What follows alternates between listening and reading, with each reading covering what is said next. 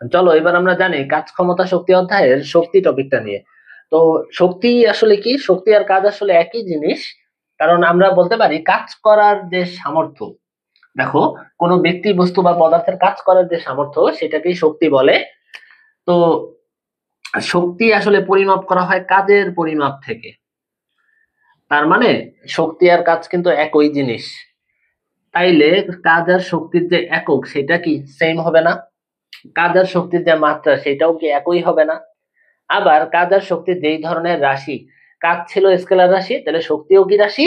Scalar রাশি। এই তিনটা কথা মনে রাখবা। এই মহাবিশ্বের মানে টোটাল যে শক্তি আছে সেই শক্তির পরিমাণ হচ্ছে নির্দিষ্ট। শক্তির কি করা যায় না?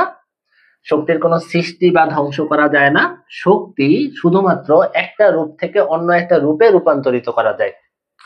তো এই জিনিসটাকে বলা হয় শক্তির নিত্যতার সূত্র বা শক্তির সংরক্ষণশীলতার সূত্র। এই টপিকটা নিয়ে আমাদের কিছু কোশ্চেন আছে, সেগুলো আমরা পরে পড়বো। এখন হচ্ছে শক্তির বিভিন্ন রূপ আমরা জানি। ধরো আলোক শক্তি, তাপ শক্তি, যান্ত্রিক শক্তি।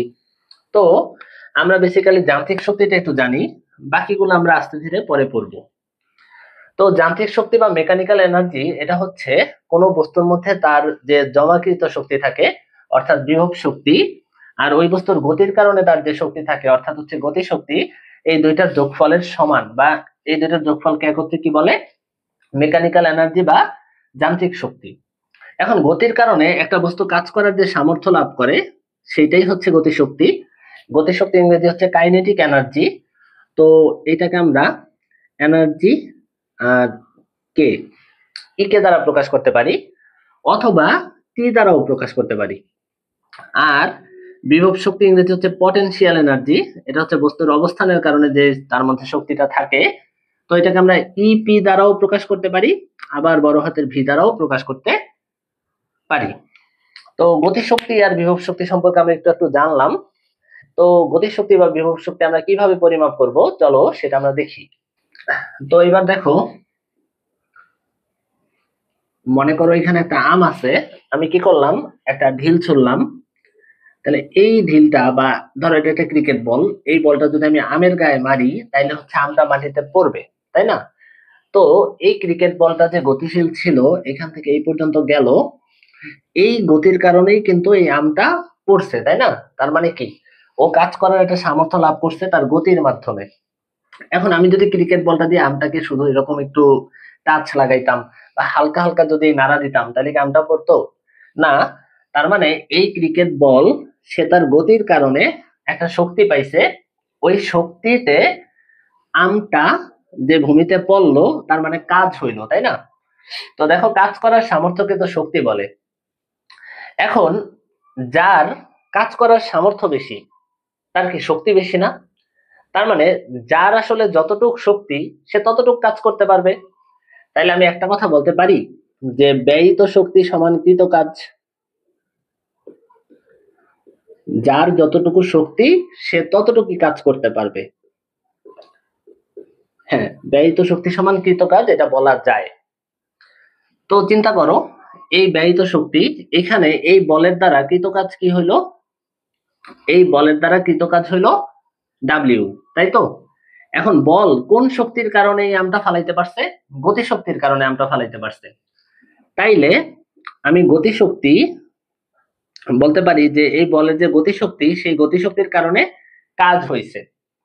এই বলের ধরো আদিবেগ হচ্ছে 0, আর এইখানে যখন আমটাকে সে ফালাইলো তখন ওই বলের বেগ ছিল ভি।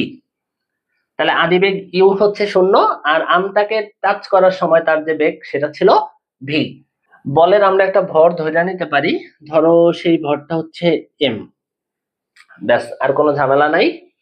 এখন ব্যয়িত শক্তি সমান কৃত কাজ এফ এস। বল আর সরণের গুণফলই হচ্ছে কাজ। বলো তো বলের জায়গায় আমরা কি লিখতে পারি? M A. তাহলে F equal to M A.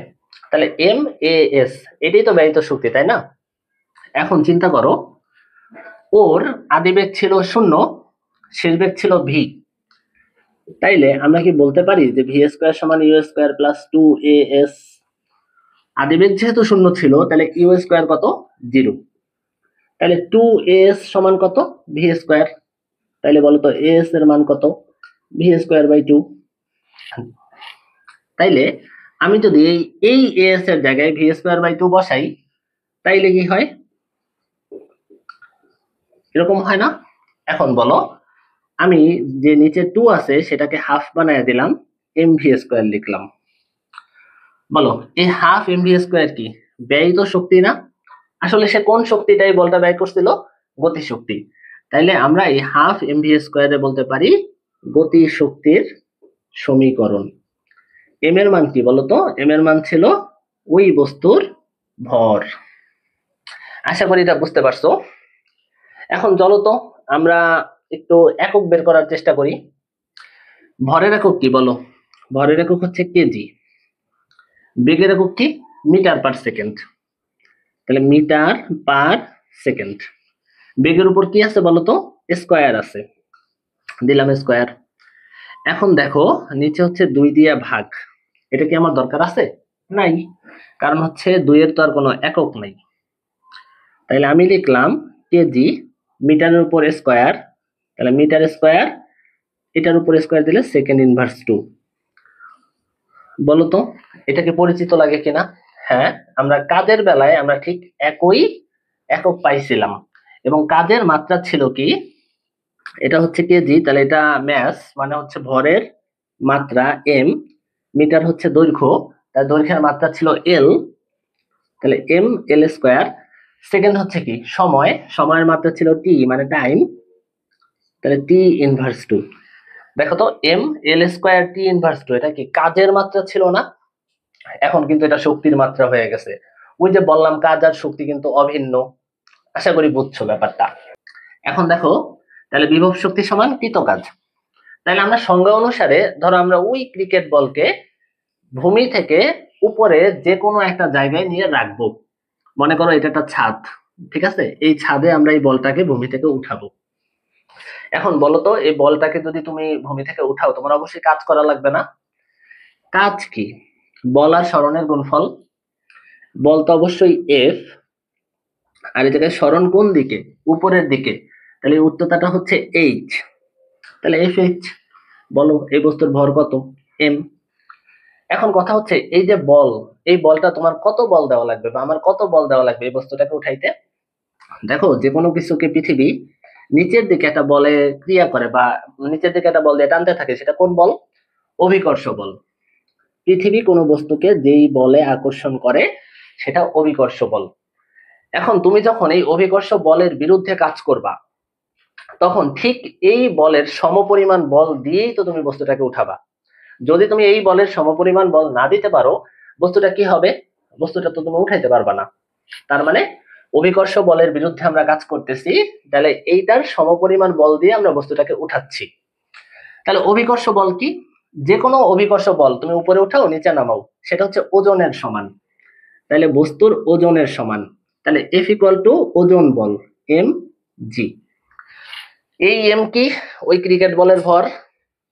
আচ্ছা এই হচ্ছে এইচ, বাস শেষ। এই হচ্ছে আমাদের বিভব শক্তির সমীকরণ, এটা হচ্ছে ভি। তাহলে V equal to M G H. আচ্ছা এটার একক বের করা উচিত না? তো চলো করি।